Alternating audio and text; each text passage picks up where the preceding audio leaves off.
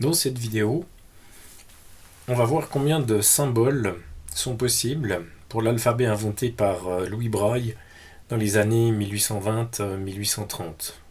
J'ai noté 1837 ici, mais c'est peut-être indicatif. Alors l'alphabet Braille est basé sur le système de lecture avec les doigts.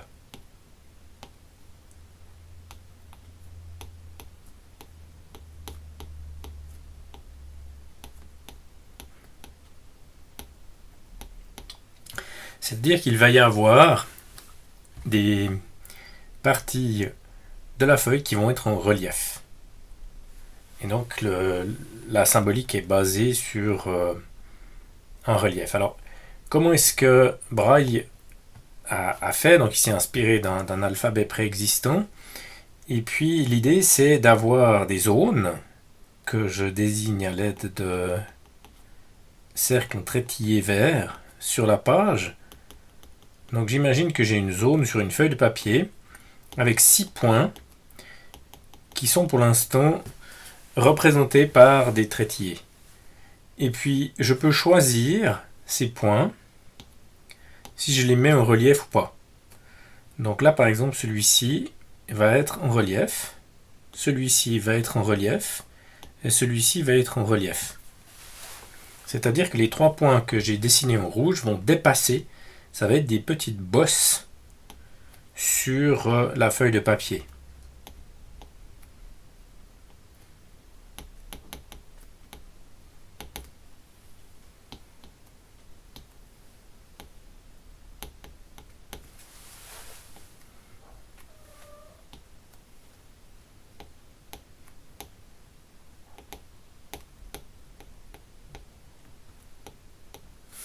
Donc, on peut imaginer maintenant des séries de ces symboles. Donc les symboles auront tous une certaine taille, ils seront relativement petits, ils seront suffisamment petits pour que le doigt puisse passer sur la zone, pour qu'un doigt puisse passer sur la zone et sentir les 6 points en même temps. Et on va juxtaposer. Donc l'écriture Braille, ça va être la juxtaposition de petits carrés comme ça, de rectangles de ce genre-là, avec chaque fois les 6 points, avec des reliefs ou pas.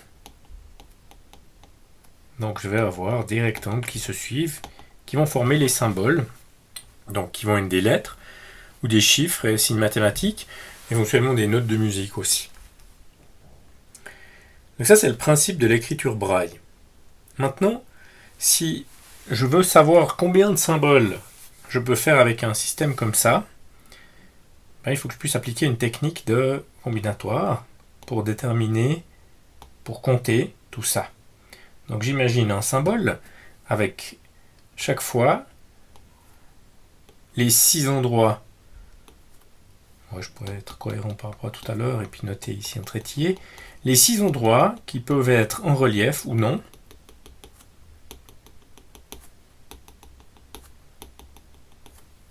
Chaque fois,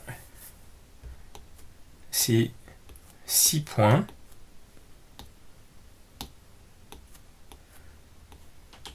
qu'on peut imaginer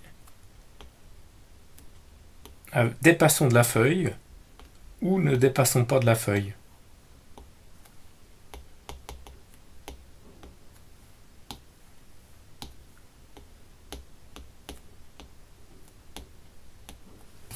Quel est le modèle combinatoire qui va me permettre de résoudre ce problème? Eh bien, c'est le modèle des cases. Parce que ces 6 points, je peux les dessiner à l'aide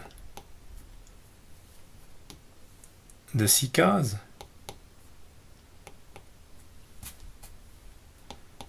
Donc chaque case représente un point. Et je me pose la question de savoir combien de valeurs j'ai pour chacune de ces cases. Alors il y a R ou pas R. Relief ou pas relief. Donc ça fait chaque fois 2 possibilités.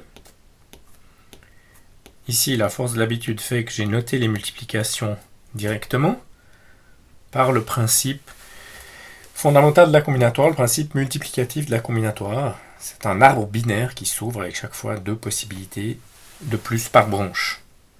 Donc je ne vais pas dessiner toutes les branches, parce qu'il y en a beaucoup, il y en a 64.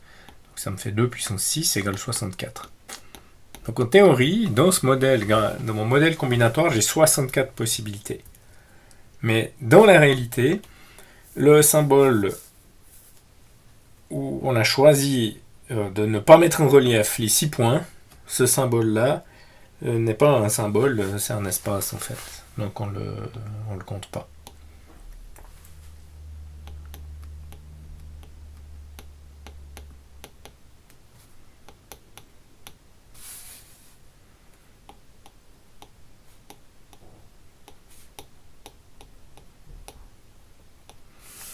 En fait, Braille avait déterminé un truc pour les majuscules et puis pour la musique et les symboles mathématiques, il avait inventé des symboles de préfixage. Donc, suivant le symbole qui précède une lettre, elle est en majuscule ou en minuscule. Suivant l'existence d'un symbole qui précède ou pas.